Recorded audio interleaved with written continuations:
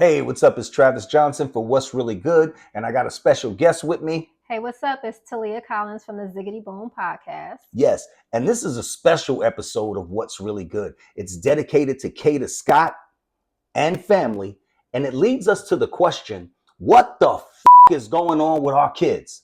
Let's find out.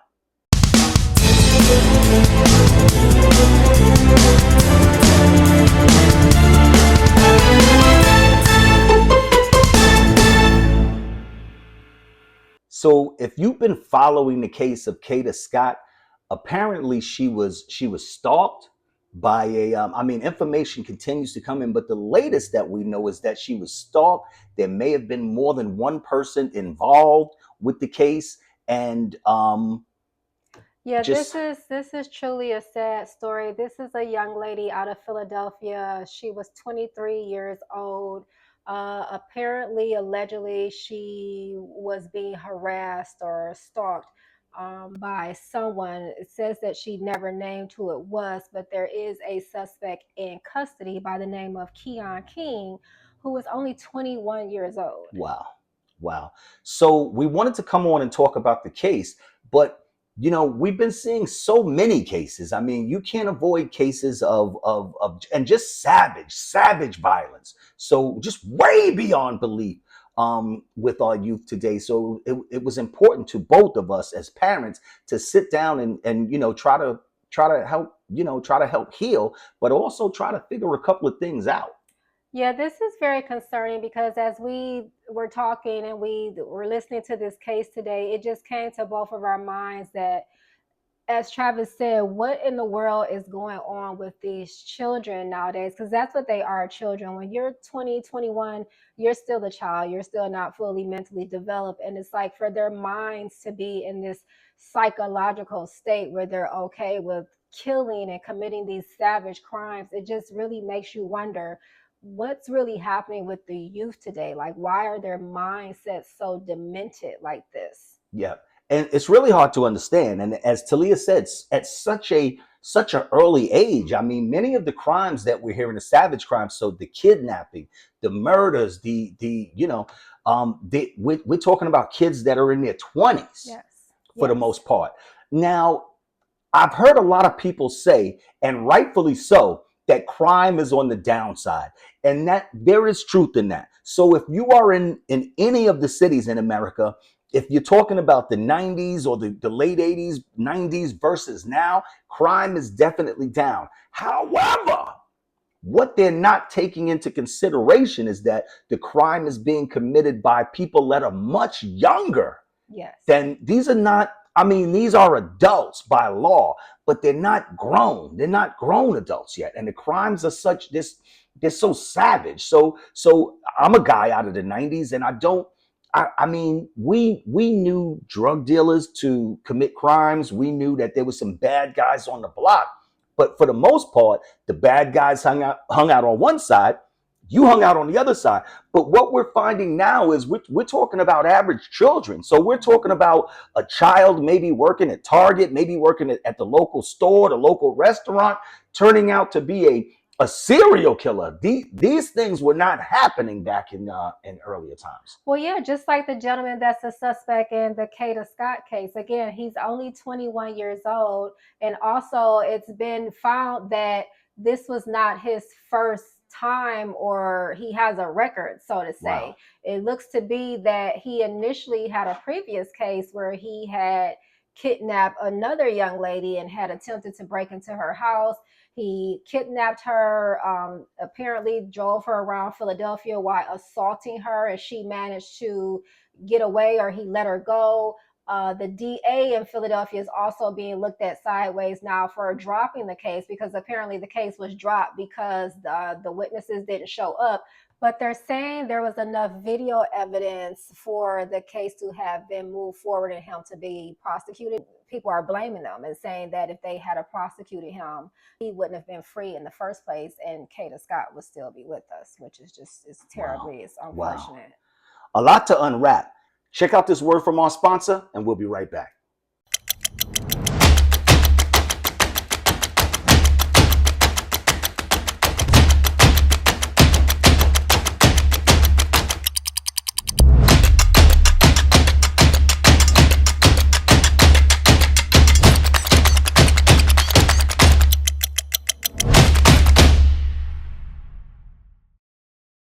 So another part of the case that's concerning and troubling is that I'm hearing that there's a friend. So there was or an acquaintance. I'm not sure if it's somebody that she hung out with, but there was an acquaintance that knew in advance that this guy was stalking, was probably a little overly interested, and decided not to say anything. Correct. This case is crazy because there was a young lady apparently days before Kata was found that she had actually come to social media and had made a post about this in a sense, and people are kind of coming down on her too, because then she made another video stating that she's not one to go to the police and this is why she hadn't said anything initially. But as you were saying, that apparently he had contacted this young lady, they knew each other and were mutual acquaintances, and he had contacted this young lady asking her if she had known Kata, and she told her yes, and that Right. Kata lived behind her. I believe they said he was. She called him the pharmacist, so I guess that was actually the one of the drug dealers in the neighborhood. Allegedly, we always have to say allegedly because we don't quite know. We just know what we're listening to. But yes, allegedly, maybe he was one of the dealers, and that's what this whole connection was about. Not saying that Kata was involved in anything. In drugs, we're not saying that, right? But because from what, and I think it was weed. So I mean, we're not saying anything. Not sure, but we don't know what's really the full details of this case because there's mixed stories going around. A lot of stories going around. There was a video that Kata's aunt that I watched that the aunt had did, and apparently the aunt did this video before everything came to surface with the public. But the aunt was stating that apparently this was a case of there was a jealous female involved, and that this gentleman was harassing her. So it sounds like you said, there's multiple persons involved. We don't know if this was a case of jealousy, because it sounds like Kata was a very promising young lady. She was working. She had graduated from Penn State, I believe is what they said. Right. She had her own clothing line. She seemed to be very popular in doing her thing. So we don't know if this is a case of jealousy or what's going on here. But either way it goes, like we said, for these persons to be so young, it's sickening, and it's really concerning as to what's going on in their psyche. These children. Well, doctors and scientists are saying that it has something to do with the drugs that they're doing. So as a guy from the 90s that's, was involved in hip hop and tried, a couple of different things, I can attest to the fact that they're fucking doing hard drugs.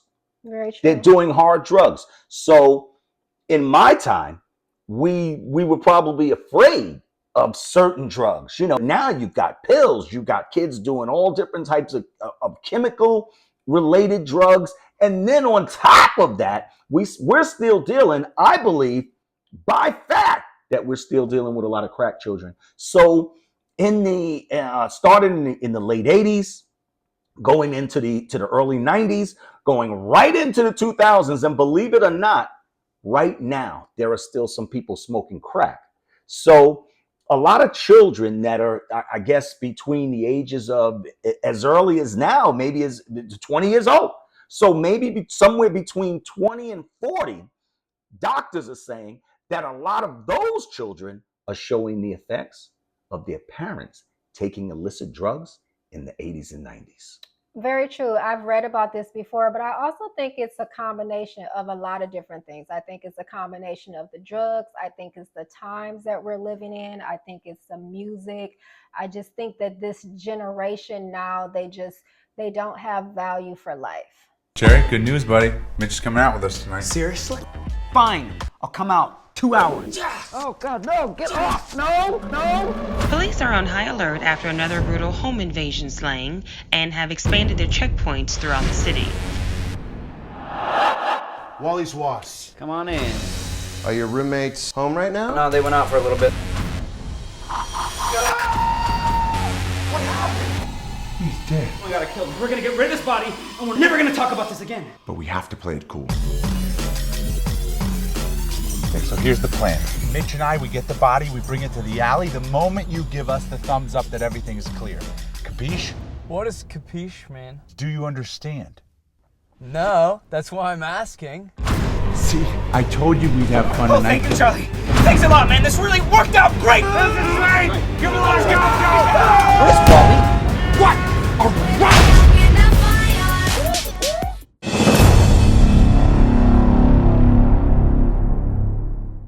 that's a good point. You talk about the music.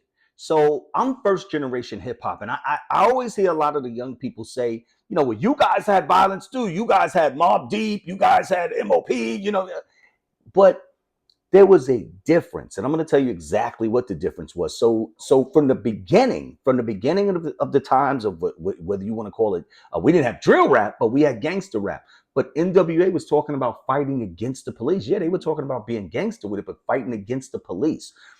Mobb Deep and guys like that were talking about exactly what you thought they were talking about. They were talking about kicking some ass. But let me tell you the difference. You got guys down in Atlanta talking about shooting at your mother and doing it. I don't want to hear raps about shooting about your mother. And words have meaning. Words have meaning. So we hear songs about shooting your mother, shooting your ops. You got to kill somebody's kid and all. And it happens.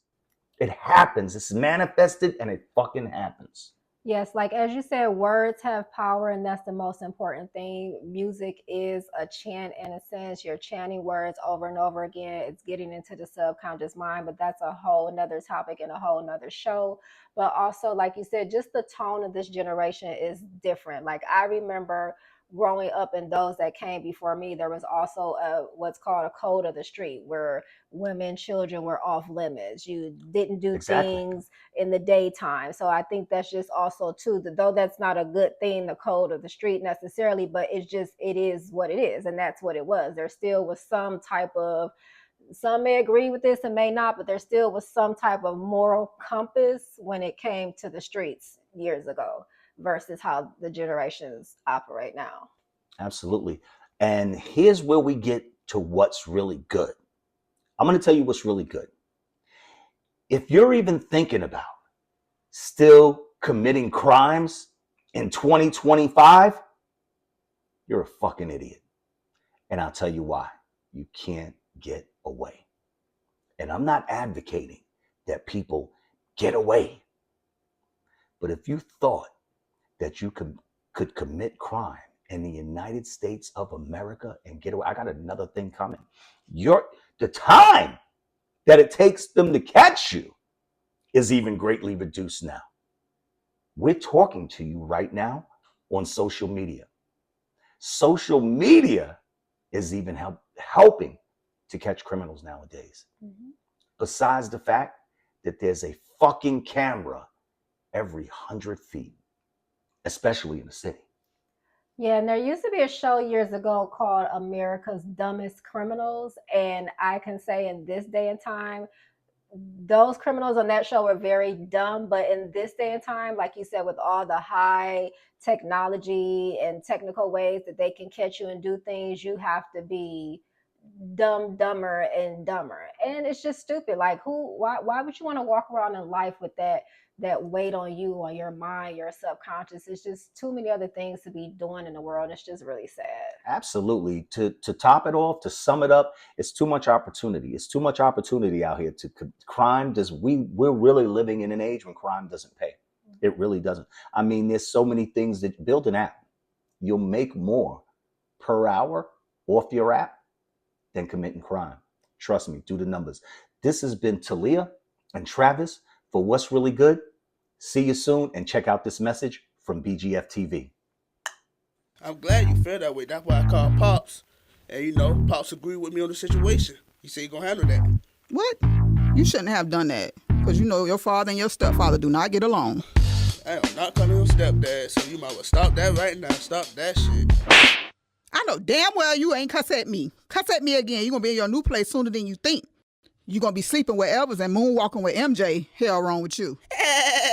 Man, what you laughing at? You get slapped like a hooky in the street? Man, I'll beat you.